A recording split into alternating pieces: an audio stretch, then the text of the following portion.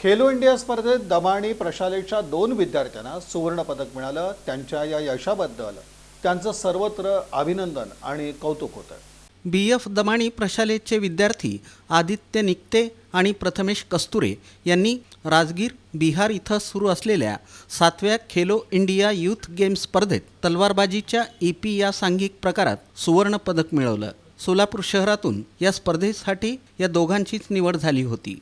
या दोघांनीही सुवर्ण पदक मिळवून दमाणी प्रशालेचं आणि सोलापूरचं नाव खेलो इंडिया या स्पर्धेत सुवर्ण अक्षरांनी कोरलं आहे। त्यांना प्रशिक्षक म्हणून पवन भोसले यांनी मार्गदर्शन केलं। तसंच पवन भोसले यांची सुद्धा महाराष्ट्राच्या तलवारबाजी संघाचे मार्गदर्शक म्हणून निवड झाली होती।